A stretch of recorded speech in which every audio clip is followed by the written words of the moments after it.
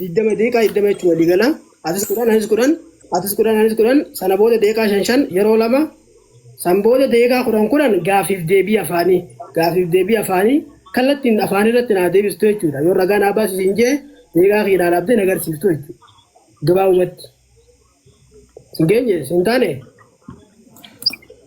of egaa gas dhiisuun irra hin jiru waan ta'eef sirraa fudha rakkoon qabu jalqabu barbaaddaa isa nama walumaan itti ilaalla inshaallah kitaaba lala arras bifa bareedaadhaan qaqqabanii jiraatan inshaallah rakkoon hin jirtu okay jalqabu barbaaddaa inshaallah dhageessanii jalqabu barbaaddaa sii qaba naa qabi rakkoon qabu jalqabi deeqaa sii qaba daqiiqaa naa qabi tinaa galagashiiti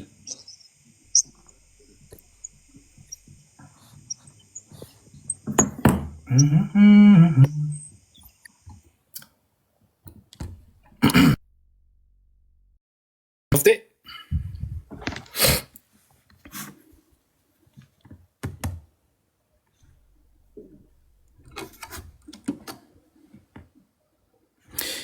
Qabi daqiiqaatti naa galagashi kaamera.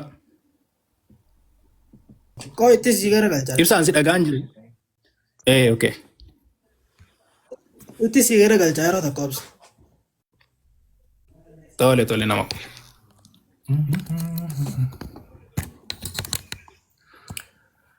Joo jabaadhaa taphtaan godhaaga.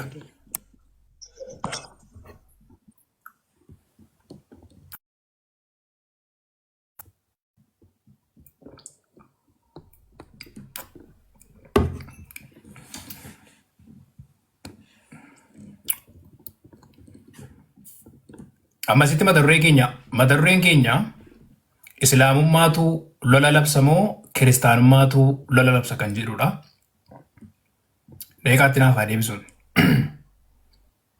Kamtu lola labsa? Kiristaanummaa moo Islaamummaadha kan jedhu mata dureen keenya.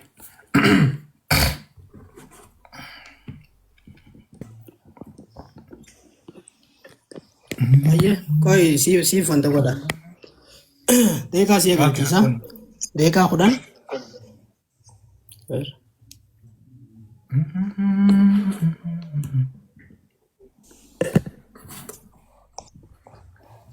Aye, egali.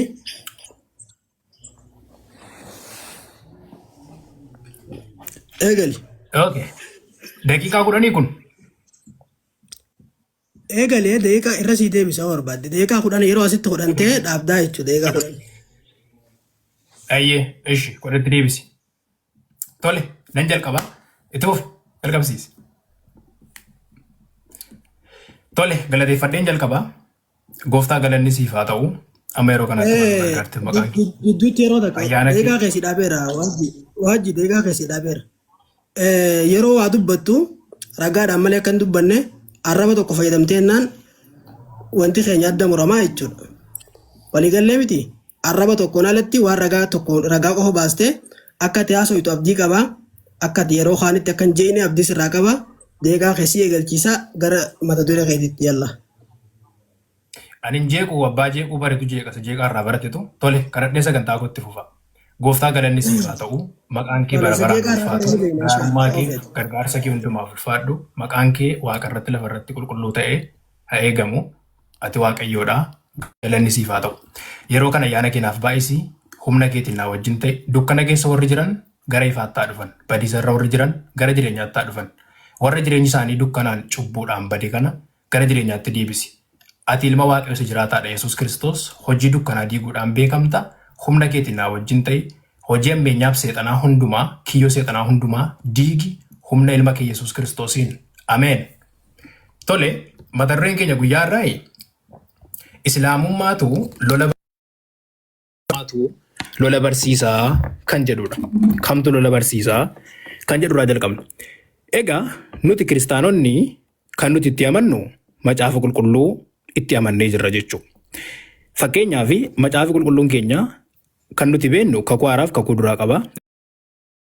Yookas kakuu duraaf kakuu boodaa qaba jechuudha. Macaafi kakuu boodaa keessatti wantoota raawwataman kakuu haaraa kana keessatti immoo akkamittiin kiristaanonni akka jiraatan macaafa qulqulluun ifatti lafa nuuf kaa'ee jira jechuudha. Fakkeenyaaf amma macaafa kakurraa keessa yeroon jalqabee isiniif dubbisu akkas jedha. Ergaa Ibrootaa boqonnaa 12 lakkoofsa 2 irraa isinii ka'a. Yesuus isa amantii keenya jalqabee fiixaan baasu sanatti ija hin buqqifannu. Inni gammachuu fuula isaa dura jiru sanaaf jedhee fannoo irratti du'uu isaatiif yelloo isa irra ga'ee homaattu utuu hin lakkaa'in obsaan fannoo irratti du'uu isaa hin danda'e. Ergasii gara mirga teessoo Waaqayyoo taa'ee jedha. Eenyudha jedha? Jalqaba amantii keenya eenyudha? Yesuus Kiristoos irraa ija keenya hin buqqifannu jedha. Nuti kiristaanonni duukaa buutee Yesuus Kiristoosiin warra Kiristoosiin hordofanidha jechuudha.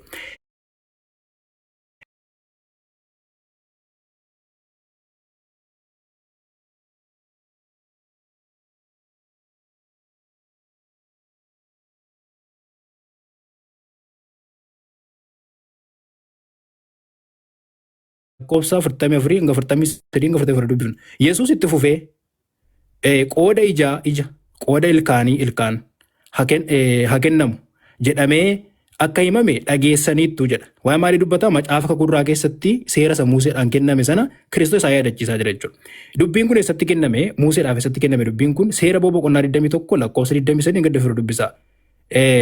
Miidhamni biraan yoo irra ga'e immoo qooda lubbuu, qooda ija, qooda ilkaan, qooda harka, qooda miilla kan jedhu macaafa kakurraa keessa akka jiru Yesuus Kiristoos isaanitti dubbate jechuudha. Tole kiristaanonni yookiis duukaa buutonni Yesuus Kiristoos warri kakuu haaraa keessa jirru immoo deddeebiin keenya jireenyi keenya yeroo hundumaa guyyaa isa Kiristoos kakuu haaraa kana keessatti nu barsiisan akka nuti jiraannu macaafa qulqulluutu ragaa nuuf ba'a jechuudha. Wangeela Maarkos boqonnaa 12 lakkoofsa 31 dubbifadha. Yesuus fira kee jaalladhu, diina kees jibbii jedhamee akka himame dhageessaniittu. Ani garuu isinittan himaa diinota keessan jaalladhaa. Warra isin ari'ataniifis kadhadhaa. Ati Waaqayyo kee goofticha garaa kee guutuudhaan, jireenya kee guutuudhaan, yaada kee guutuudhaan, humna kee guutuudhaanis jaallachuutu siif ta'a. Jedhee barreeffamee jira. Lakkoofsa 11 tuftanii dubbifachuu dandeessu jechuudha. Tole, Kiristoos maal jedhaa jira kakuu haaraa kana keessatti? Warra isin jibban, warra diinota keessanii jaalladhaa. Warra isin abaaran maal godhaa? Isaan eebbisaa jedha. Kiristaanota yookiis duukaa buutonni Yesuus Kiristoos isa kana hordofnaa jechuudha. Ergaa Roomaa boqonnaa 14 lakkoofsa 6 booda dubbifattan nuti seera jala kan jirre yeroon kun yeroo ayyaana akka ta'e caafata qulqulluu keenyatu nu barsiisaa jechuudha. Wangeela Yohaannis boqonnaa 1 lakkoofsa 16 hanga lakkoofsa 17 isiniif dubbisa. Guutummaa ayyaana isaa keessaa hundumti keenya ayyaana fudhanneerraa. Seerri Museedhaan kenname. Ayyaanniif dhugaan garuu Kiristoos Yesuusiin argamaa jedha. Seerri eenyuuf kenname? Museedhaan eenyuuf? Saba Israa'eliif kenname. Tole, ayyaanniif dhugaanoo kiristaanota duukaa buutota Yesuus Kiristoos kan ta'aniif kenname. Boqonnaa 2 lakkoofsa 15 hanga 16 dubbifadhaa. Inni nagaa buusuudhaaf eenyu? Yesuus Kiristoos inni nagaa buusuudhaaf qooda gosa lamaanii warra Ormootaa fi warra Ormoota hin taane jechuudha. Dhiifama. Gosa lamaanii namummaa haaraa isatti argamu tokko akka uumuu fi abboommotaa fi toora seera sanaa namoota irraa kaasee, abboommotaan maaliif Museedhaan kenname? Namoota irraa kaasee fannoo irratti duudhaan gosa lamaanuu akka dhagna tokkootti Waaqayyotti araarsuudhaaf ofii isaatii diinummaa maal godhe? Balleessee jedha caafati qulqulluun. Galaatiyaa boqonnaa 3 lakkoofsa 27-28 dubbifadhaa. Warra Kiristoositti dabalamuudhaaf cuubamtan Kiristoosiin akka uffataatti uffattaniittu. Karaa Kiristoos Yesuus isin hundumti keessan tokko. Yihuudii yookiis Giriikii, garba yookiis birmadduu, dhiira yookiis dubartii gidduu garaagarummaan hin jiru jedha. Warri kam? Warri kan Kiristoos. Egaa namoonni tokko hubannaa macaafa qulqulluu dhabuurraan kan ka'e akka waan kiristaanonni lola labsanii, akka waan kiristaanonni lolaaf jihaadaaf ba'anitti kiristaanota irratti dubbachuu barbaadu. Fakkeenyaaf namoonni dogoggora akkamitti hubatan? Macaafa seera Lewwotaa boqonnaa 18 lakkoofsa 24-25 dubbistan egaa isin warra kana hundumaatti of hin xureessinaa. Sabni ani isin dursee oofee baasuudhaaf jedhu akkasitti waan of xureessaniif biyyicha illee maal godhan? Biyyichi illee maal ta'e ni xuraa jedha. Ani immoo yakka isaaniitiif isaan nan adabee. Biyyichis warra isa keessa jiraatan of keessaa maal godhe intu fee jedha warra maal ta'an warra waaqolii tolfamoo waaqessanii fi warra saba waaqayyoo hin ta'in yookiis warra saba kakuu hin ta'in jechuudha. Tole Amaaleqoota warri jedhaman macaafa Saamu'eel isa tokkoffaa boqonnaa 15 keessatti warri kam warri saba Israa'el rakkisaa turan waaqayyo maal isaaniin jedhe akka isaan biyya sana keessaa ba'an akka isaan biyya sana keessaa rukutaman qabeenyi isaanii waan isaan qaban hundi biyya sana keessaa rukutamee akka baafamu waaqayyo in abboome jechuudha. Sababni isaa isaan saba kakuu rakkisaa waan turaniif qabeenya isaanii maaliin godhinaa hin kaawwatinaa qabeenya isaanii maaliin godhinaa hin hambifatinaa jedheen. Dhaggeeffadhaa isin dubbisa. Sabni Israa'el biyya Gibxiiti yommuu ba'anitti Amaaleqoonni isaanii maal godhan mormuudhaaf karaatti waan isaan hojjetanii fi isaan nan adabaa jedhee waaqayyo gooftaan maccaa dubbatee jedha. So warri sun maal ta'anii warra Amaaleqootaa kuni saba waaqayyo waa isaan rakkisaniif qabeenyi isaanii waan isaan qaban horiin isaanii guddaa xiqqaan isaanii lafa sanarraa akka badan waaqayyo maal godhe isaan abboome jechuudha. Qabeenya isaaniillee akka isaan hin kaawwanne yookiin sabni sana qabeenya jara sanaallee akka hin kaawwanne sabni sun hojii ciigaa isaa waan hojjetaniif waaqayyo waan gaddisiisaniif saba kakuu waan dhaabbata isaanii waan lolaniif waaqayyo akka isaan lafa sanarraa kaaniif abboommii itti kenna jechuudha. Okay, akaan cubbuu hojjechuu isaa jedha. Macaafa Iyyaasuu boqonnaa 7 lakkoofsa 15 dubbisa.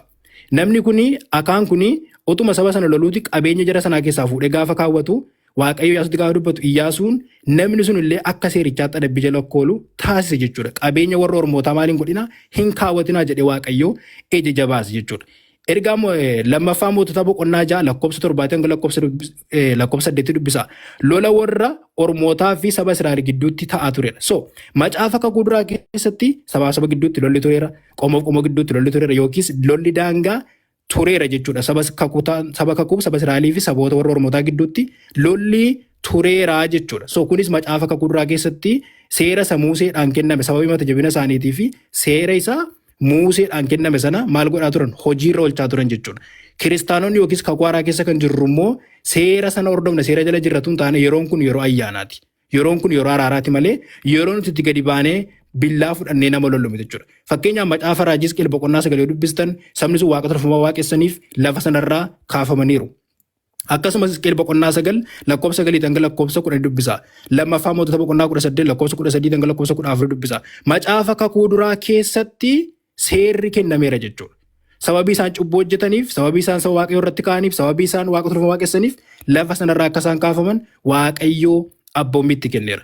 Macaafa seera keessatti boqonnaa 31 lakkoofsa 11 hanga 13 yoo dubbistanis seerri sun inni kenname sun hojiitti akka jijjiirame hojiirra akka oole waaqayyoo dubbateera jechuudha. Kunis wantoota kakuu duraa keessatti seera Museen kenname raawwatamee darbeedha. Waan kakuu haaraa keessatti kiristaanonni nama gadi baanee jechuudha. Ayyee daqiiqaa siif qabaan eegi. Daqiiqaa kee siif qabaan. Ayyee daqiiqaan siif qabaan eegi. Okay. Ayyee.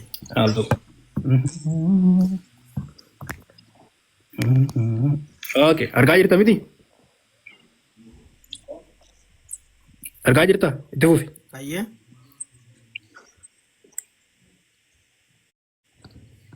Itti fufi. Tole. Ayyee. Eegalchiisi irra deebi'i.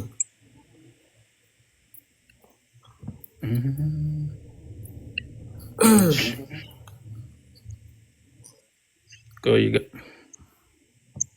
Daqiiqaa 10.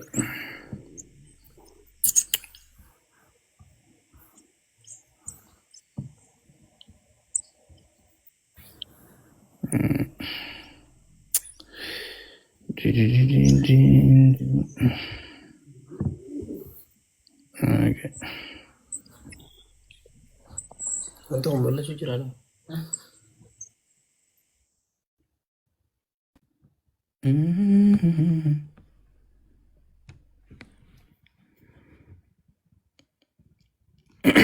Itti fufi.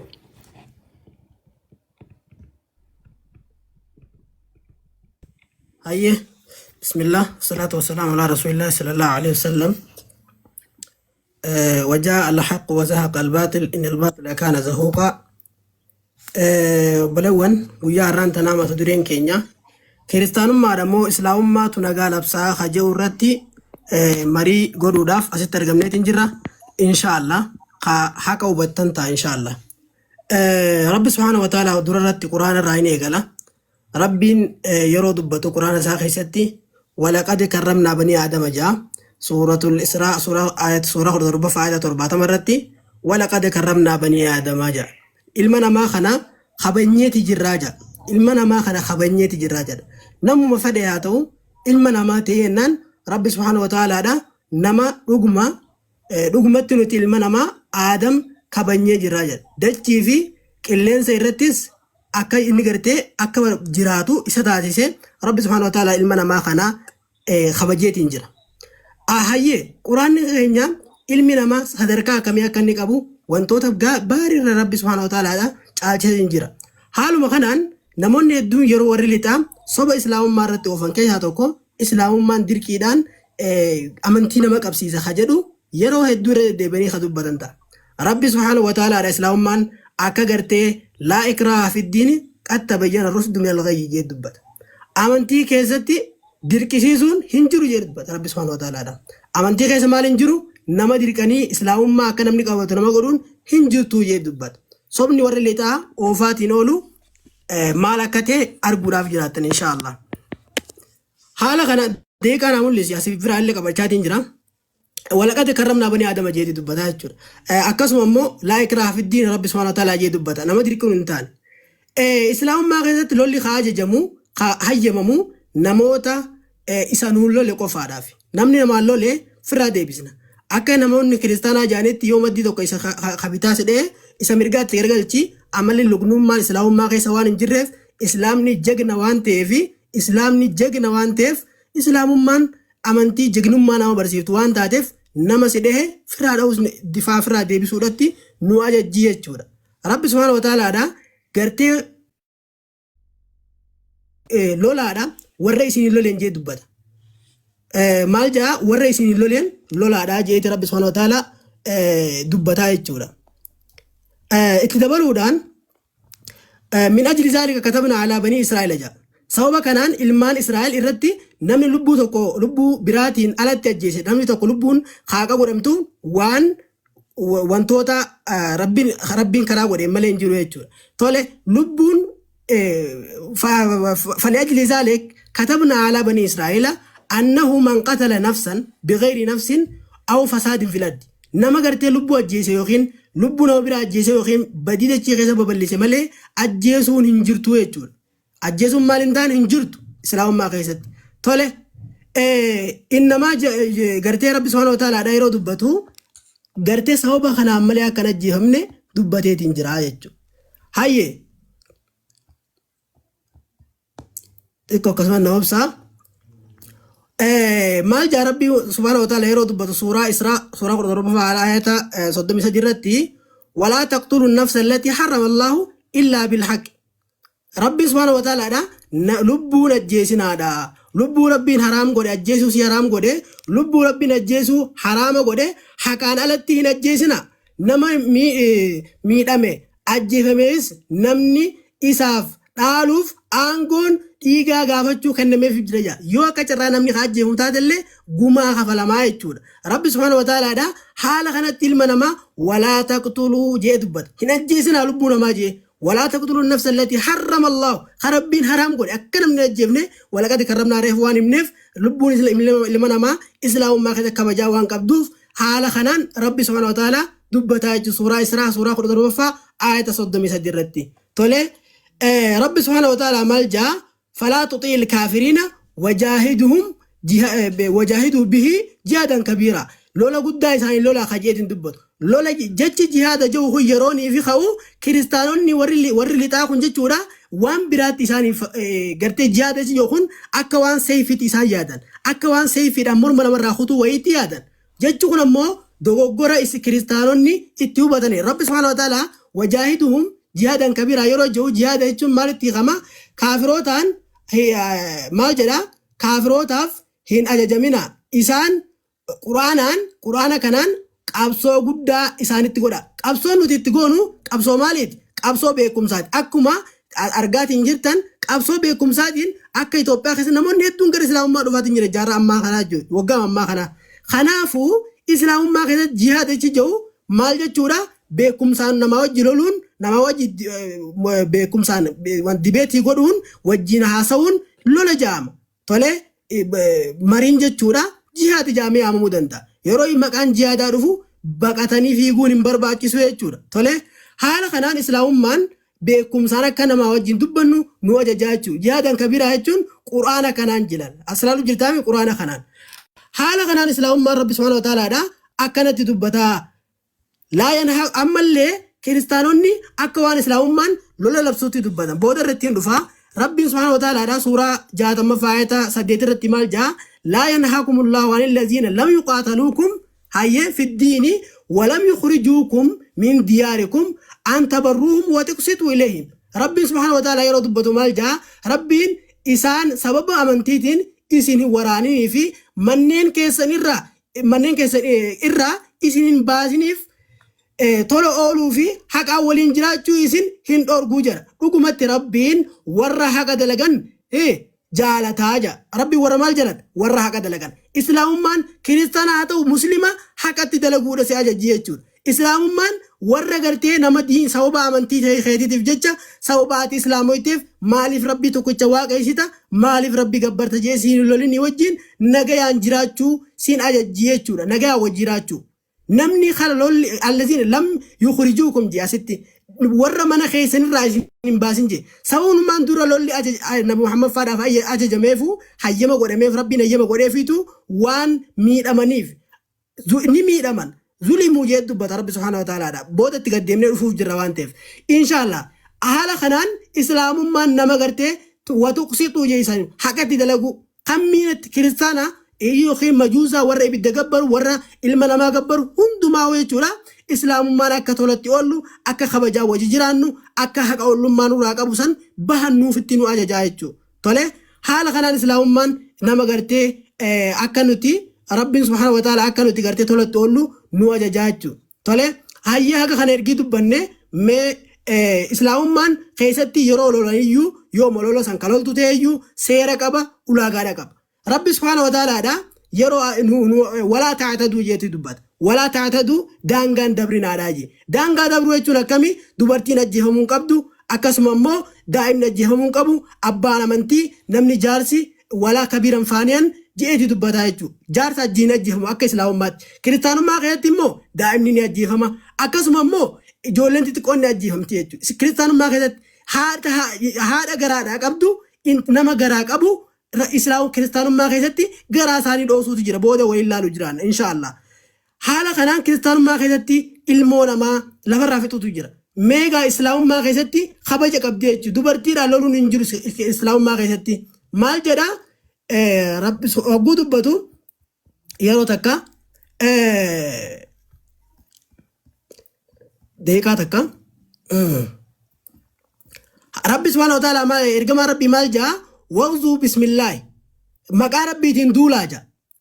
في سبيل الله مقام في خرار ربي خيزت وقاتلوا من كفر بالله نما ربي تكفر عجيسا لولاني ولا تغلوا ربي نغرتي أمالي ولا تعتدوا دانغان دبرنا ولا تمثلوا انتي تشرنا جلال انتي تشرنا ولا تمثلوا يجل وان بلاد تنفكيسنا ولا تقطعوا الدار ممورين يجل waan biraatti fakkeessina walaa taqaxxaa gartee maaliin godhin harka isaa murtanii miila isaa muruudhaan hin balleessinaa jaa walaa waliidan joolleelleen ajjeesinaadhaa jee dubbata. Tole walaa waliidan joolleelleen ajjeesinaadhaa. Tole islaamummaan haala kanaan ilmaan illee asitti yoo ilaaltu taate do not kill children jee dubbata. Argaa jirtaniimi do not kill children ja ijoollee akkana ajjeefnee jette islaamummaan haala kanaan mirga ilma namaa ijoollee xiqqoo akkasitti ta'eeti. Kiristaanummaa keessatti ammoo waliin kan ilaallu ta'a yeroo itti aanu irratti kiristaanummaan haala kamiin ajjeechaa labsiti eenyutu Yesuus Kiristoosoo mataan isaa nagaa fituuf immoo billaadhaan biyya olitti buusutti jira. Haja'u inshaallah habartan taha daqiiqaan keenyallee deemaati waan jiruuf inshaallah daqiiqaa takkaan gas dakanti shaambi naaf irratti fakkaata as qabi. Umera, kono la. Kono. Argaan jirtu? Ayyee, sibira. Umera biti sibira. Tole. Umera biti. Ayyee. Daqiiqaa kun haa qabu. Daqiiqaa kun haa qabu. Ismaa deebisanii. Qoy al tokko na eegi. Daqiiqaa kun haa qabdaal tokko na eegi. Ifamaa jin yeroon jalqabda. Tole amma jalqabuu dandeessa. Viidiyoo kana waraabaa akkas hin jirtan abdii guutuun qaba ijoolleen keenyas ijoolleen islaamaas. Mucaan kun ofii masaatiin gooluu ofitti Asitti yeroo takka ibsaa jalqabi kaa. akkasii jedhu na dhaga'u jirtaami yeroo takka yoo seera mata duree keenya kaayannee nu jalaa cabsite mariin adda nu jalaa kutuuf waan dirqamuuf akka seera mata duree keenya nu jalaa dantaane abdii qabna. Maal isin jechuu barbaadeeti? Irraan baane kitaaba tiraansleet yeroo takka. Ibsaa yeroo koon gubiniiti daqiiqaa naa dhaabbata. Ibsaa yeroo koon gubiniiti daqiiqaa naa Dureen keenya tiraansleetii Google tiraansleetii fiddeenaan achumatti dhaabbata daqiiqaan keenya. Yaa boleessa kiyyaanii ragaa nanaasaa jira daqiiqaa naa qabe. Ajaja keen hin deeman. Sii qabutti daqiiqaan keenya eegalle waan ta'eef waan siin jedhe seera pirinsipilii sagantaa keenyaa siin dagannee itti fufi. Galatoom qabi daqiiqaa gadhiisi. Waan si himee jira yoo as Jaalle qabi sin galchuun fayyaa miti gurbaan ijoollee hundi keessa waraabdaniittu jedhee mayyaadha. Maal jedhaa jira gidduutti deemee warra weestii jedha. Warri weestii kun mataa nama nyaatu jedha. Barakaa taari boo'eenyuuf akka isaan ta'an booda irratti gaaffii irratti nan gaafadha. Walitti dhufna inshaallahi. Itti aansuun goolii ofitti galche naannessee ofiisaati mucaan kun. Goolii ajaa'ibaa ofitti galchee jira. Hin lolinaa jedha lolaa jedha. Lolaa jedha hin lolinaa jedha. Gidduutti deebise jechuudha. Goolii ofitti galchee jira. Mee waa tokko wal ilaalla. Inni kiristaanummaa keessatti lolaa jedhu miitii qabadhu ibsa sagalee qulqullaa'utti. Inni kiristaanummaa keessatti lolaa jedhu isaan waa'ee kiristaanummaa hin beeknetu kiristaanummaa keessatti lolaa jedhu. Nuti Kiristoos isa fannifamee isa du'ee du'aa lallabnaa isatti amanna. Duuka bu'oota Yesuus Kiristoosiiti. Diinota keessan jaalladhaa nuun jedhe. Kakuudraa keetti waan ta'e darbe lola sabaa saba gidduutti ture nu isa hordofaa jiru. Innis lola amantii miti. Lola sabaa saba gidduutti ta'edha. Sana hordofaa jiru nuti Kiristoos duukaa buunee jirre abboleessa keenya. Garaagarummaa kakuu haaraaf kakuudraa adda baasaatii hubadhaa. Mee waa tokko laalla. Musliimonni maaliif lola lolu laata? Sababii isaan lola lolanii fi musliimonni Jaamiyaa tarmitii keessa jira. Jalqaba mucaan kun maal jechaa ture? Jihaada jedhe. Jihaada jechuun quraanaa itti ba'a jechuudha. Jihaadiin lola islaamummaa keessatti namni kamiyyuu gochuu qabudha. Dhiira dubartii kan hin qabne. Morma namarraa gatuu keessatti kan isaan hirmaachuu qabanidha. Kuni Muhammad maaliif lola lolchiisaa ture? Boodarra gaaffii keetti nan gaafadha jechuudha. Walitti dhufuuf gadi baana waan ta'eef. Tole, mee waa tokko ilaalla. Musliimtonni maaliif lola lolu laata? Ajaja maaliif? Jaamiyaa tarmitii hadiisii kun asitti jaamiyaa tarmitii 1663 irratti kan argamudha. Sababii isaan lolan kunoo hadiisa keetti lafa kaa'eera. Kunoo eenyurraa odeeffame namicha maqaan isaa Al-Miqdaam kan jedhamu irraati kan odeeffameera. Akka ergamaan Rabbii akkana jedhan wareegamaa fi Rabbiin biratti wantoota jahatu jira. Dhangala'aa dhiiga isaa jalqabeetiin yookiis lola keessa jechuudha ni araarama. Maal dhiiga dhangalaasee maal ta'a ni araarama. Jannata keessatti bakka isatti argisiifama. Jannata keessatti maal isatti argisiifama? Bakka isatti argisiifama. Bakka jannatan itti galu jechuudha. Qabrii keessatti adabbii irraa eegama. Namni maal godhe? Namni lola kana lole. Dhaggeeffadhaa. Sororkeessummaa guddaa irraa akka eegamuu fi gonfoo ulfinaa mataa isaa irra kaa'amee gatii jabduu ishee immoo addunyaa fi waan ishee keessa jiru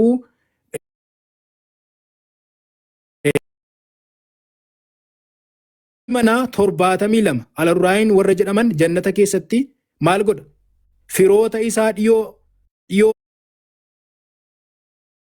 70 fi kadhachuu hin danda'a. Maaliif lolu jechuudha? Jannata keessatti dubartii 72 gonfoo mataarra kaa'amaaf cubbuu isaaniitu isaaniif dhiifama. Maal gochuu qabu? Jihaada irratti hirmaachuu qabu musliimtonni. Jannata keessatti maal argatu? Oralaan kan ta'an dubartoota 72. Sadarkaa hadiisa kanaa silaa dandeenya kunoo. Hadiisi kun maalidha? Sahiih. Bolumaan boodatti deebinee ilaaluu dandeenyaa jechuudha. Tole, hadiisa kun sadarkaa isaa ilaala. Hasan maali? Sahiha.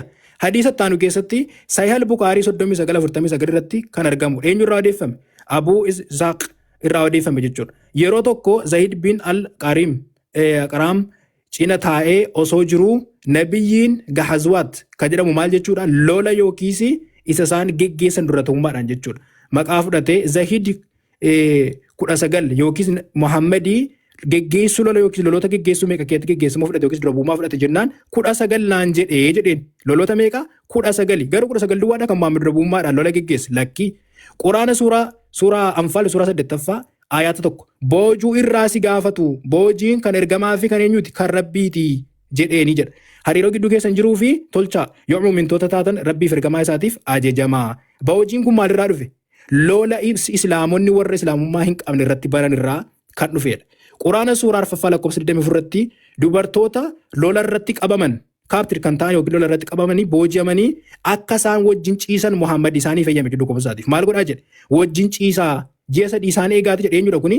Ibnu Kasiir akka odeessatti tasfira Ibn Abbaas Ibnu Kasiir dubbisuu dandeessu. Utuu abbaa warraa isaanii jiranii ji'a sadii eeganii dubartoota lola irratti qabanii wajjin maal gochuu danda'u musliimonni? Wajjin ciisuu danda'u jedheen. Dhaqaa isaan maal godhaa? Isaan lola. Erga qabanii fidan yoo utuu abbaa warraa isaanii jiru takka eeganii ulfa ta'uu isaanii eeganii booda haadha warraa godhatanii wajjin ciisuu danda'u utuu abbaa warraa isaanii ilaalu jechuudha. Eenyutu labse kana? Muhammadtu labse. Hadiisa Sahih Musliimii 1456 daarratti argama. Hadiisi kun aangoo Abu Sa'id irraati odeeffame jedha.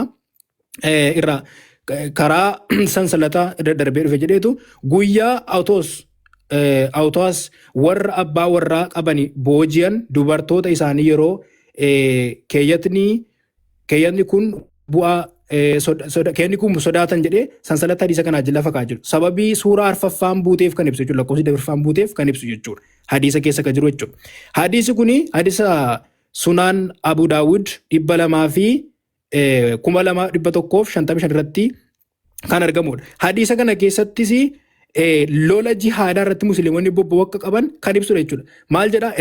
Ergamaan Allaa lola handuyaan sababeeffachuudhaan gara Waatfaatiitti imala waraanaa maal erge jihaadaaf lolaa Muhammadii gara saba kanaatti namoota ergee jedha. Hadiisi kun sahiha. Hadiisa Jami'a Tirmitii keessa dhattanii yoo ilaaltanis Muhammad lola akka jedhe argitu jechuudha.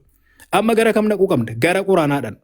Quraana suuraa 3ffaa lakkoofsa 28. Moomintoonni moominoota irratti kaafiroota jaalallee hin godhatina. Warra kaafiroota ta'an jaalallee hin godhatina. Eeggannaa waa'ee isin irraas eeggachuuf ta'ee malee namni kana dalagee diinii rabbi irraa homaa keessa hin jiru. Warra kaafirataa maal hin godhatina? Hiriyaa hin godhatina. Jibbaa jedhaa jira jechuudha Quraan. Nama islaamaa qabatee hin jirre hiriyaa godhachuu hin dandeessan. Quraana Suuratul Maa'idaa suuraa 5ffaa lakkoofsa 33 irratti dhugumatti miindaan warra rabbii fi ergamaa isaatti lolanii dachii keessaa balleeffamu. Maal ta'u dachii keessaa balleessuuf adeemanii ajjeefamuu yookiin fannifamuu yookiin harkiif miilli isaanii faallaan irraa ciramuu yookiin biyya irraa ari'amuu. Fakkeenyaaf argaa jirra jechuudha. Namni waan Muhammad dubbatee Quraana hadiisa keessaa dubbatee akka inni harki irraa ciramu akka inni biyya keessaa ari'amu Quraanatu jechaa jira jechuudha. Quraanni lolaan jiru jedhu buleessi keenya. Quraana Suuratul Kahfi suuraa Anfaal suuraa 8ffaa lakkoofsa 12. Yeroo gooftaan kee gara malaayikootaatti dhugumatti ani gargaarsaan isinii waliin jira isaan amanan jedhee gadi dhaabanii onnee isaan kafarini keessa sodaan buusaa morma isaanii gubbaa rukutaa isaan irraas maal godha isaan rukutaa isa irraas quba hunda rukutaa quba isaanis morma isaanis rukutaa jedheen Muhammad lolaa hin jedhu buleessi keenya. Quraana suuraa 9ffaa lakkoofsa 5 yeroo ji'oonni kabajamoon darban mushriqoota bakkuma argitanitti ajjeesaa jedha. Bakkuma argitan maal godha? Isaan ajjeesaa warra mushriqaa jedha. Lakkoofsa 29 isaan rabbii guyyaa dhumaatti hin amanin kan waan rabbiif ergamaan isaa haraama hin godhin kan amantii haqaa hin fudhanne amantii akka isaan jedhan islaamummaan akka isaan yaadanitti hin fudhanne hanga isaan salphatoo ta'anitti gibira harkatti kennanitti isaan lolaa. Amma isaan gibira harkatti kennanitti maal godha? Isaan lolaa jedha Quraanni kee. Warra kamiin? Warra kitaabaa irraa kan ta'an gibira harkatti kennuu qabu jechuudha. Tole suuraa 9ffaa lakkoofsa 111 dhugumatti rabbii moomintoota irraa jahannamiin isaaniif ta'uudhaan lubbuu fi qabeenya isaanii biteera. Karaa rabbii keessatti loluu ni ajjeesu ni ajjeefamu jedhaan. Karaa rabbii keessatti maal ta'u? Ni loluu ni lolamus ni ajjeefamus. Karaa Allaa keessatti loluu ajjeesu ajjeefamuu qabu. Quraana suuraa 9ffaa lakkoofsa 123 yaa warra amantan kufaara irraa warra isinitti aanan lolaa. Isin lolaa isiniin keessatti isaan keessattis jabeenya haa arganu. Isin keessattis maal argan? Jabeenya arganu. Rabbiinis warra isa sodaatanii wajjin jiraachuu beeka. Warra kamiin lolaa? Warra kufaaraa lolaa jedha. akka musliimonni amanitti namni islaamummaa irra jiru kufaara jedhanii amanu isaan jechuudha. Kanaaf nama islaamummaa irra jiru hundumaa maal gochuu qabu quraanaatti loluu qabu. Sababni isaa quraanni kakuu haaraaf kakuu boodaa waan jedhamu hin qabu. Nuti kakuu haaraa isa Kiristoosii nu barsiise isa Kiristoos ana duukaa bu'a jedhu hordofna. Isaan garuu quraana akkuma inni bu'eera jedhetti kakuu haaraaf kakuu waan hin qabne guutummaa isaa qabatti fudhatu. Quraana suuraa 5ffaa lakkoofsa 51 yaa warra amantan Yihudootaaf kiristaanota jaalallee keessoo hin godhatinaa. Gariin isaanii jaalallee garii isaaniiti. Isaaniitiin irraa namni jaalallee isaan godhate inni sun inni isaanuma irraa dhugumatti rabbiin uummata miidhaa hojjettoota hin qajeelchuu jedha. Maaliin godhatinaa Yihudootaaf kiristaanota jaalallee keessoon godhatinaa. Suuraa 60 lakkoofsa 1 yaa warra amantan diina keessanii fi diina keessan jaalallee maaliin godhatinaa hin godhatinaa jedhee quraanni isaan dhowwa jechuudha. Suuraa 2ffaa Suuratul Baqaraa ayata 216 dubbisa.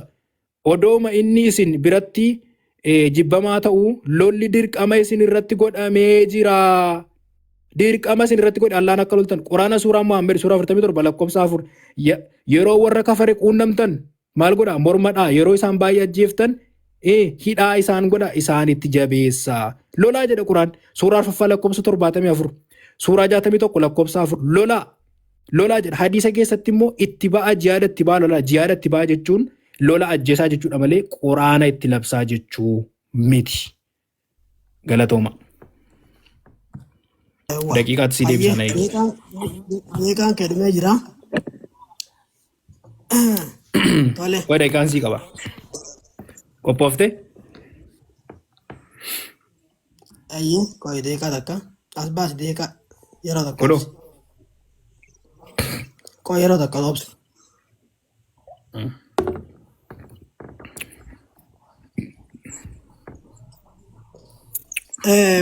Assalaamu alaikum warahmatullahi wabarakatuh jechuudha irra deebi'uudhaani. Obboleessi keenya faayidaa laqeetumul ladhiina kafaruu kaja'uu fidateetiin ture asumarraa kaanee dubbannaa. Maal je'eetiin jira Rabbi subhaanahu wa ta'aalaadha asirratti ka dubbate waa'ee lola keessatti malee nama nagaa miti. Maal ja'a hatta tada al-harbu awzaarahaa jee jira. Hamma maal jee jira lolli asirraa yoo dubbistanii hanga lolli qara ho'isii dhiiftutti jedha. Warra lola keessa jiranii akka kiristaanummaa hogguu maddii khaalisiidhaan maddii khaalitti gargalchi amala lugnummaa akka kiristaanummaan barsiiftu san islaamummaa waan hin qabneef nama siin lole loluudha jechuudha. Haati morma isaa dhahaa jiru kuni maal keessatti hatta tadaa al-harbu awzaarahaa kana gabaabumatti. Tole nagaan gaafatinaa ka jedhu fideetiin ture obboleessi keenya. Macaafa isaa keessatti nagaa gaafachuun akka hin jirre eenyu nagaa akka labsine namni Rabbi subhaanahu wa ta'aala suuraa 60ffaa ayata 8 irratti laa yanhaakumullahu jee dubbatu Rabbiin warra gartee sababa amantiitii jecha isiniin lolin nagaa wajji jiraachuu isiniin dhoorkuu jedhee reefuu isinii dubbadheetiin ture obboleewwan. Nagaa wajji jiraachuu hogguu faayizaa hoyyituun bitahiyyatiin fahuyyuu irra bareedduudhaan deebisaa jee Rabbi subhaanahu wa ta'aala nu barsiisaa jechuudha. Tahiyyaallee yeroo salaamtaa waliin jaanillee jechuudha. Hayyee asirratti maal jaa namni barsiisa kana hin fudhanne isin barsiisuuf yoo dhufe garuu mana keessanitti isaan hin simatina nagaa iyyuu isa hin gaafatinaa jedha. Nagaa iyyuu hin gaafatinaa jedha. Kun ka barsiisu kakuu haaraa kiristaanummaadha jechuudha. Akka waan kiristaanummaan nama gartee nagaa wajji jiraachuu labsituuti jechuudha. Nagaan hin gaafatinaa jechuun nama barsiisa kiristaanaan fudhanne nagaa hin gaafatinaa jedha. Tole hayyee amma gara bal'inaan walitti deebinaa jechuudha inshaallah. Bal'inaan walitti itti seenu taa'amata duree keenya kareefu amma tokkoffaa irratti macaafa Maatiyos boqonnaa 10:34 irratti maal jedha Yesuus Kiristoos yeroo barsiisu maal jedhee dubbata Yesuus ammoo biyya lafaa irratti nagaa fiduudhaaf waan hin dhufe isinitti hin fakkaatin jedha. Maal fidu waan hin dhufe nagaa fiduudhaaf waan hin dhufe isinitti hin fakkaatin. Maal jedhee anoo billaa fiduudhaaf hin dhufee jedha. Maal fiduudhaaf dhufe? Nagaa fiduudhaaf hin dhufne jedha. Diinni nama tokkos warra mana isaati jedha. Warra mana tokkoo keessaa walitti buusuudhaaf dhufe jechuudha Yesuus Kiristoos. Parpasummaan isaatu hayyummaan bu'uura isaatu wanti inni dhufeef diinni nama tokkos warra mana isaa keessaati jedha. Tole namni abbaa yookiis haadha isaa caalaatti jaallatu anaaf kan malee miti jedhe dubbata. Warra waliif ficcisiisuudhaan dhufee jechuudha. Itti dabaluudhaan Luuqaas 22:35 irratti maal jedha 36 irratti inni immoo deebisee amma garuu amma garuu horii qalqalloosu kan qabu haa fudhatu. Namni waa hin qabne immoo wayyaa isaa gurguratee billaa haa bitatu. Allahu akbar. Namni maal hin qabne namni qarshii hin qabne hiyyeessi akka warra Itoophiyaa kun jechuudha maal haa bitatu uffata isaa gurguratee maal haa bitatu billaa haa bitatu. Sirriitti dhaggeeffadha. Tole hayyee itti dabaluudhaan macaafa seera lakkoofsa boqonnaa 25 lakkoofsa 4 irratti maal jedha Waaqayyo jedha reefu yoo dhaggeeffachaa turtan ta'e reefu inni dubbachaa ture Waaqayyo kana dhageenye lola sabaaf saba jidduu ture malee Waaqayyo maali na jenye lola na jenye waan jiru tokko baqachuudhaaf jecha fideetiin ture jechuudha. Hayyee amma gaa Waaqayyo akkatti nama fixu waliin haa ilaallu. Waaqayyo ammoo Museedhaan dheekkamsi koo inni sodaachisaan Israa'el irraa akka deebi'uuf maal jedhu akka deebi'uuf ati hangafoota saba kanaa fuudhii ajjeesiitii hamma aduun lixxutti fuula koo duratti isaa rarraasii jedhe. Rarraasii ajjeesuu qofaa miti. Nuti islaamummaa keessatti walaa tumassiluu jennee reefu dubbanneetiin jirra. Namni islaamummaa keessatti akka waan biraatti hin fakkaanne akka harka isaan murre walaa taqxa'oo jennee dubbanneetiin jira akka muramne namni yeroo du'e jechuudha. Du'aa isaa walaqati karramnaa waan ta'eef du'aan namaatillee islaamummaa keessatti kabajaa akka inni qabu dubbanneetiin turre. Kiristaanummaa keessatti immoo ajjeestee eegasii maal godhuutu jira rarraasuutu jira jechuudha. Ajjeeftee rarraasuutu jira. Kana immoo kana eenyudha Waaqayyotu Musee ajajee. Tole Waaqayyotu maal godhe Musee ajaje. Kunoo Museenii fi guutummaa waldaa saba Israa'el sanaa maal godhan inni uummata fixaniiti maal godhan haa ta'u iyyuu malee jedhala. Haa ta'u iyyuu malee argaatiin jirtan miti. Haa ta'u iyyuu malee warri dha'icha sanaan ajjeefaman namoota 20 jedha. 24 turan jedha. Allahu akbar. Nama 24 Waaqayyo Musee akka inni ajjeesu taasiseetiin jira jechuudha. Ameen jettan moo lameen jettan waan kanarratti. Na akka nama 20 akka ajjeefamu Waaqayyotu godhe asirratti argaa jirtan miti Waaqayyotu waan kana hojjete jechuudha. Hayyee akkuma itti fufanitti jira sagantaa wanti keenya seera keessa deebii boqonnaa 7 lakkoofsa tokkorraa yeroo haaftee dubbiftu maal jedha Waaqayyo gooftaan kee biyya ati itti galte qabachuudhaaf jedhee dubbatee maal jedha Waaqayyo gooftaan kee harka kee keessa isaan yommuu baasu atis isaan yommuu saatii khiyyana jala wantoon godhin yommuu isaan yommuu buusu ati isaan yommuu isaan ajjeesii jedhee dubbata. Haala kanaan Waaqayyo ajjeechaatti labsaa jechuudha. Yesuus Kiristoos illee akka inni nagaa fiduudhaaf hin dhufne argineetiin jira. Sa'aatiin tuqini waajji. Tole haala kanaan ajjeesaatiin jira jechuudha. Itti fufuudhaan macaafa Saamu'eel isa duraa boqonnaa 15 lakkoofsa 3 irraa maal jedha egaa ati dhaqiiti. Maal jedha egaa ati dhaqiiti Amaaleqoota dhiiraa jalqabdee hamma dubartiitti ijoolleedhaa hamma mucooliitti mucoolii harmoodhaan ijoollee xixiqqoo harmootu ijoollee billaa aleekum ijoollee xixiqqoo harmootu kanaatti akkanumaas qotiyyoowwan hamma hoolotaatti hoolallee ajjeesan subhaanallah gaalota hamma harrootaatti ajjeesiifiti isaaniifis hin dhoo'inii jedha. A'uudhu billahi minash shaytaan. Amantii kanaati amantii nagaati jaaniin. Maal jechaatiin jira ijoollee maal jenne reefuun tana ijoolleen akkana ajjeefamne islaamummaa keessatti dubbanneetiin jira. Dubartiin akkana ajjeefamne dubbanneetiin jira. Kiristaanummaan garuu faallaa kanaa maalidha? Dubartii dhaqi Amaaleqoota dhiiraa jalqabdee ijoollee harmootu mucoolii maal goota harma hootu argaa jirtanimi mucoolii harmootu subhaanallah mucoolii harma hootu kiristaanummaan ajjeesutti ajajji jechuudha. Amantii ajjeechaati yeroo jennu ragaadhaa wajji dubbannaa jechuudha. Ammas itti dabalee macaafa Saamu'eel isa lammaffaa boqonnaa 8 lakkoofsa 1 yeroo haati dubbatu kana booddee immoo Daawit mootichi mandara guddaatti isaan qabatanii turan harka isaa jala galfatee jedhee dubbata. Hayyee achis innillee ni ajjeese bira haala barruumee tokko beekaatum. Macaafa isaa jaraa boqonnaa 37 lakkoofsa 6 irratti yeroo dubbistu lakkoofsa 7 irra yeroo dubbifnu maal jedha inni immoo deebisee gooftaan keessanitti dubbii anatti ge'isuu garboota mootii Asoor irraa kan ka'e maal godhaa jedha nan ajjeesisa jedhee Waaqayyo jedheeti himee jira jedhee dubbata. Maal jedha kun ani hafuura inni ittiin dhaga'u nan kennaaf inni oduu dhaga'ee gara biyya isaatti hin deebi'u.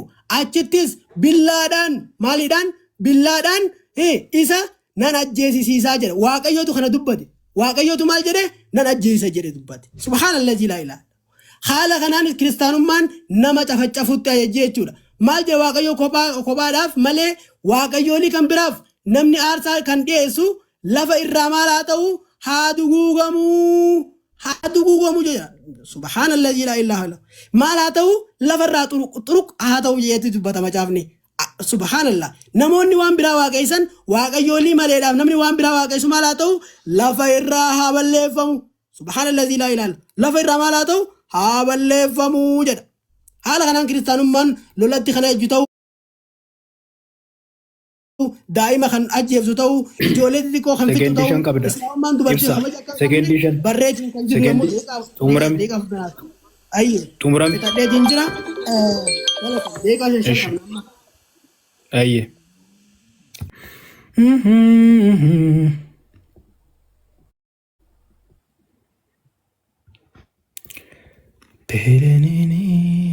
qophoofte si eegaleetiin jira tuuf tole gaariidha. Artiikilii akka dinfinne Abboo aljeeriidha jala daqiiqaa ko teellaa deebisi teellaa deebisi quraana dubbatte quraana teellaa irraa malee artiikiliin teellaa deebisi daqiiqaa ko teellaa deebisi daqiiqaa naa qabi daqiiqaa naa qabi artiikilii atos kireeshuutii baattee taa'olte ati mo'essa macaafaa jiru aniyyuu quraana keessii fidaa jira anuu quraana keessii fidaa jira daqiiqaa naa qabi qabi daqiiqaa iskiriinshuutii fidatu isin jechaatiin jira obboleesso dhagaa yoo jira gadhiisi siin galchuu gadhiisi ibsa daqiiqaa ayyee quraana tiraansleetii fidee akka maasanatti akkan dubbanne gadhiisi siin galchuu siin jedhe gadhiisi obboleesso na jalan dubbatin ibsa irraa rabbii ibsaa na jalan dubbatin ibsaa na jalan dubbatin lakkoofsa diisaa kunooti dhaqi dubbadhoo barbaadde lakkoofsa diisaa kunooti dhaqi dubbadhoo barbaadde aaboo na jalan dubbatin ibsa ibsa daqiiqaa koorratti hin iyyin nu jalaan jeeqin sa'aatii hin iyyin kunoo hundi isaa ragaan lafa jiraan iyyin obboleesso rakkoon qabu baga lafa jiraate kitaabarraa baaste yeroo takka yaa abboonatti hin iyyin obboleesso afaan mariin jalaan balleessiniiti yeroo takka akkasiin situ balleessaa jiraatu ansi jalan dubbanne situ balleessaa jira daqiiqaa kunaa Wala obsi yeroo takka. Singalchuu arragaa diisaa kunoo kaa'ee jira lakkoofsa diisaa kunoo daqiiqaa kunaa qaba. Ani jecha kee hin deemu daqiiqaa kunaa qaba. Daqiiqaa kunaa qaba jecha kee hin deemu. Adda kutamaa jechuudha. Maal ati goota hin jennee kitaaba irraa baafte ibsaa goota hin jenneeti islaamni jaginaadha hin jenneeti. Islaamni jaginaadha hin jenneeti. Maalee si hojjaasu jira miti. Ayya bakka ani ta'uu fa'aa dhaggeeffadhaa hundi keessan. Hundi keessan dhaggeeffadhaa ta'uu fa'aa dhaggeeffadhaa. Ijoollee hadiisi kunii Hadisa Sayyid Bukhari 45 75 irratti kan argamu. Tole. Yeroo takka obboleewwan dhagaatiin jirtanii marii akka nu jalaan balleessine waajjii yoo warra jala jirtanii itti dubbadha. Warri yoo namni mana namaa wanni baqatteef kanaaf jechuudha. Artiikilii namni sii barreesse sii kenne dhiisiiti ragaa macaafaa akka nama sii baasaa jiru kanatti tiraansleetii dhiisiiti asirraa baasi. Yookiin Ingiliffaa sanaa baasi yookiin Arabiffaa sanaa baasiiti haasa'e malee tiraansleetii Google tiraansleetiidhaan namni hin deemu jechuudha. Yoo afaan hin beeku ta'e hin beeku jedhi. Tole amma walumaa galatti macaafa quraanarraa yoo ragaa fidduta akkanaan iskiriinshot godhee qabe kanatti qabadhuu fidi si dhagaatiin jira. Amma Yohaannis boqonnaa tokko lakkoofsa 10 irraa fide warra barsiisa Kiristoos irraa faallaa barsiisan kunoo kan akka Muhammad fa'aa warra Kiristoos hin duune jedhanii barsiisan warra barsiisa sobaa barsiisan warra Kiristoos ilma Waaqayyoo miti jedhanii barsiisa barsiisan isaanii mana keessan ittiin simatinaa jedha ajjeesaa lolaa gaditti baati immoo hin jenna isaanii maal yeroo takka please waajji yeroo takka translate dhiisiiti wanta maaliin godhina lammaffaa Maatiyus boqonnaa 10 keessaan inni kaase wal dhabiinsa warra Kiristoos duukaa bu'ee fi warra Kiristoos duukaa hin bu'in irratti ta'u kan dubbatudha. Inni suni warra Kiristoos ta'an warra Kiristoos naman gidduutti garaagarummaa uumudha. Luqaas kudha sagal keessaa inni kaasaa tures Kiristoostu fakkeenya mootii tokkoon dubbate malee Yesuustu kana godha jechuu miti. Inni immoo fakkeenya namicha qabeenya namootatti kennee dhufee irraa dhabeeti. Mee islaamummaan kun maal barsiistii waan jedhu laalla jechuudha. Yaa ijoollee keenya shororkeessummaan addunyaarra jiru kun eessarraati dhufe har'a? Shororkeessummaan addunyaarra jiru kun eessarraati dhufe? Garee shororkeessaa gurguddaa 5tu jira. 10 oltu jira 5 keessaa. Waa'ee shororkeessaa guddaan hin galchu, waa'ee sanii nun laallatu, yoo sodaachuudhaa baatte, mata duree bareedaa haasa'uutti hin jirra. Akkuma reefu sanatti iskiriinshuutii fidadhu yookiin kitaabarraa naa baasii dhaga'utti jirta afaan Oromoo. Tiraansileetii dhiisi googil tiraansileetii. Googil tiraansileetii yeroo googil tiraansileetii godhamu afaan Oromoo akka dogoggora qabu beekamaadha. Tole. Kanaafuu baasi macaafa kee. Anis miitu godhee jira. Tole. Waajji baasi. Na godhee jira. Hayyee sodaateetiin jira jechuudha. Hayyee ambaaseetiin gara macaafa asirraa ofii kiyyaa ibsuutti seenaa jechuudha. Eegamiitu na godhee jiraatee waan hin godhuun qabu jechuudha. Waan hin godhuun qabu. Wanti godhamu hin jiru. Baqatee jira jechuudha. Erga miitu kana godhuu taate baqateetiin jira. Gara mata duree keenyaatti haafuufnu. Egaan ijoollee keenya akkuma dhagaatiin jirtan macaafni baaswee yookaan isinitti wanta ta'u taate sooftiillee finnee dhufneeti jirra. Akka isinitti akka rakkanneef yoo guyyaan kagartee wanta ta'u taate sooftiin dhufee jira inshaallah isiniif khayru ta'a bilisa qarshii takka isinirraan fudhannu isin boochifnee sooftii isin dadhabnu inshaallah sooftii bilisaan argattan. Kanaafuu inshaallah amma gara macaafaa akka deemnee lallabnu ta'a inshaallah nu faana tura. Egaa kiristaanummaan haala kanaan ajjechaa labsitii jechuudha. Subhaanallah. Gadi abuu tole. Na wajji mareechuudhaaf waan hin dhufiniif qophii miti jechuudha mariidhaaf inni. Kanaaf haala kanaan iyyaatiin jira.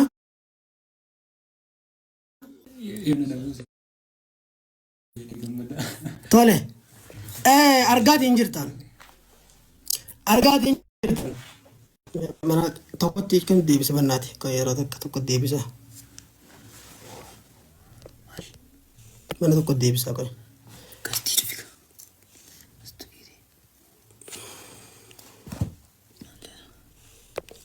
Tole haaluma kanaan itti fufa obboleewwan. Haala kanaan tole amma bareedee jira. Hayyee qulqulleessuree takkaan uffa. Hayyee obboleewwan haala argaa jirtan kanaan kiristaanummaan cabcaafii ajjeessu akka taate Yesuus Kiristoos illee billaa akka dhufe miskiinni akka Itoophiyaa kun illee seefii akka bitatee wal fixu ajajaatiin kan ture kiristaanummaadha jechuudha. Tole maal jedha macaafa Isaayyaas Irmiyaas raajichaa boqonnaa 14 lakkoofsa 10 irraa kaaftee yoo dubbifte akkas jedha. Lakkoofsa 12 irraa kaasee isin dubbisi. Isin soomanii yoo kadhatanis ani isaaniif hin dhaga'u. Aarsaa gubamuu fi kanneen midhaanii yoo dhiyeessanis ani isaaniif hin fudhadhu. Ani billaadhaan beelaan dha'ichaanis isaan nan balleessaa jedhe. Isaan maaliin godhaa?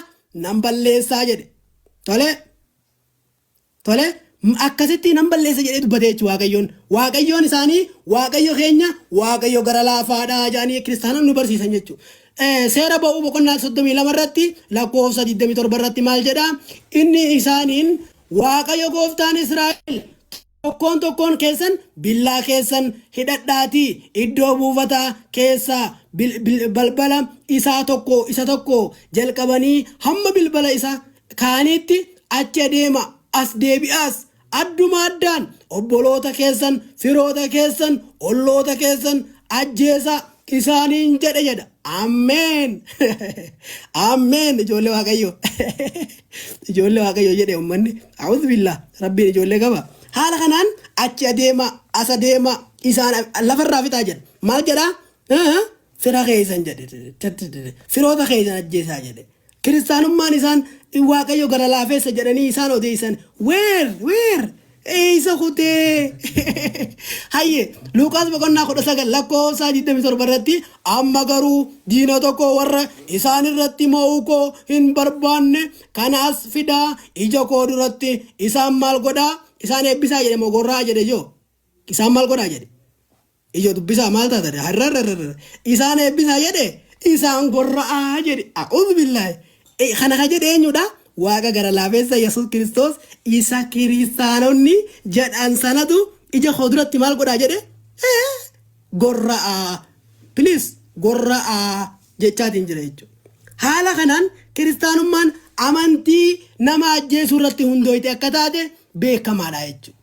Macaafa Isaayyaas macaafa Iyyaasuu 11 lakkoofsa 10 irratti maal jedheetiin dubbata Iyyaasuun yeroo sana deebi'ee mandara Haayizoor qabatee mootii ishees billaadhaan in ajjeese. Haayizoor dur mootummaa sana hundumaaf mataa ture.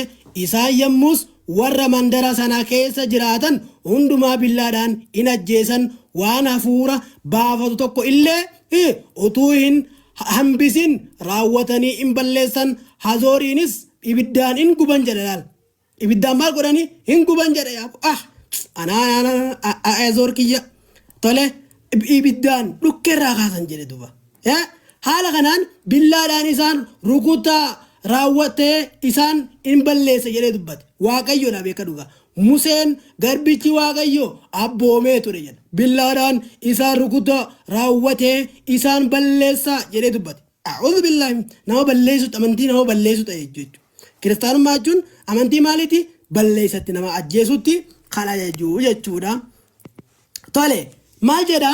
Seera keessa deebii boqonnaa 13 lakkoofsa 15 irraa kaaftee dubbifte warra mandara sana keessa jiraatan hundumaa billaadhaan ajjeesa. Saba sana fi horii sanas hundumaa qara billaatiin wallaahi nama gaddisiisu iyyo nama gaddisiisu please qara billaatiin qara maaliitiin qara billaatiin raawwadhaa balleessaa jedha. Qara billaatiin maal godhaa? Raawwadhaa balleessa. Kana eenyudha? Kana eenyudha? Waaqayyo gara laafeessa isaan jedhan Yesuus Kiristoos isatu waan akkanaa kana abboomatiin jira jechuudha. Abboomaas galchaa obboleewwan galchaa abboomaas haala kana jechuudha. Haala kanatu jira. Kiristaanummaan haala kana ajjeesaadhaa jedhe dubbata. A'uudhu billaa rabbiin najaa isin haa baasu. Raawwadhaa isaan balleessaa jedhe jechuudha. Tole macaafa seenaa baraa isa lammaffaa boqonnaa 15 lakkoofsa 13 irraa yeroo dubbifnu maal jedha beektu? Maal jedha beektu? Isaan keessaa xinnaan yookiis guddaan dhiirri yookiis dubartiin namni waaqayyo gooftaa isa kan Israa'el hin waaqeffanne akka ajjeefamu in godhee jedha. Akka maal ta'u? Akka eebbifamu immoo akka ajjeefaman jedhe. Suuta sagalee gadi qabaati ijoollee keenya meenatti himame akka ajjeefamu jedhe akka eebbifamu jedhe. Akka maal ta'u? Akka ajjeefamu in godhee jedhe. Eenyu godhe? Waaqayyo. Oh my God. Waaqayyo dukkam godhee akka isaan ajjeefaman godhe jechuudha. Subhaanallahi laa ilaaha illallah. Haala kanaan waaqayyoon kiristaanummaa keessatti amantii ajjeechaa amantii nama ajjeesutti ajajjuu kiristaanummaa akka taate beekamaadha. Tole obboleewwan itti dabaluudhaan macaafa seera keessa deebii boqonnaa 2 lakkoofsa 33 waaqayyo gooftaan keenya immoo isa dabarsee nutti in kenna nuyis isa ijoollee isaa namoota isaa hundumaas in rukunna jedhe. Waaqayyo dabarsee namatti kenne akka isaan rukutamu godhe. Tole waan haala kanaan waaqayyo ajjeesaa ta'uusaa beekamaadha jechuudha. Mee rabbii keessanii jaati manguddoo fi ijoollee maa ajjeesette mee? Maal jedha beektaa? Macaafa seera Hosea raajichaa boqonnaa 13 lakkoofsa 16 irratti maal jedha beektaa? Samaariyaan waaqayyo ishee irratti waan kaateef yakka isheef adaba fudhachuun in taaf namoonni ishee billaadhaan maaliin yeroo takka billaadhaan in kukkufu jedha. Billaadhaan maal ta'u? In kukkufamu. Maayikii qabadha warra ol seentaa please. Namoonni ishee mucooliin isaanii dubartoonni isaanis warri ulfaas garaan isaanii maal ta'a? In tarsaafama jedha. A'uudhu billaahi mina shaytaan. Kiristaanummaan amantii kanaati. Amantii kanaati. Amantii intala garaa qabdu humanitii wanni jaan namummaa wanni jaan kiristaanummaa bira hin jiru jechuudha obboleewwan. Kiristaanummaa bira wanni namummaa jaan fooliin namummaadha akka hin beekamaadha jechuudha. Maal jedhama? Dubartii garaa qabdu kam godhaa jedha? a'udhu billah garaa baqeessaadha garaa baqeessaa jedheeti dubbata jechuudha waaqayyo gooftaa inni ka Israa'el kun akkanatti waaqayyo garaa jabaatu akka ta'e argaa jirtanii obboleewwan akkan haala kanaan kiristaanummaan akka isiin lola labsaatiin jirtu argaa jirtan haala kanatti jiramaa jechuudha.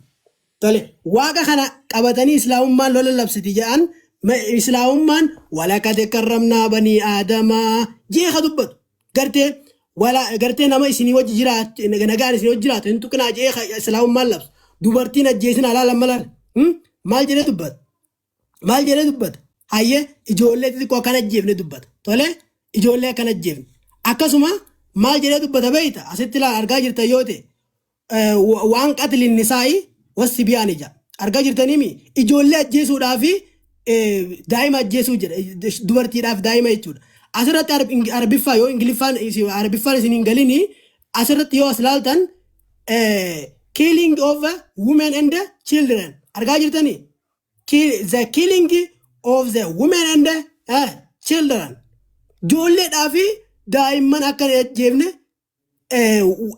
rabbi ergamaa rabbi salawaatu rabbi wasalaamu alayhi hadiisa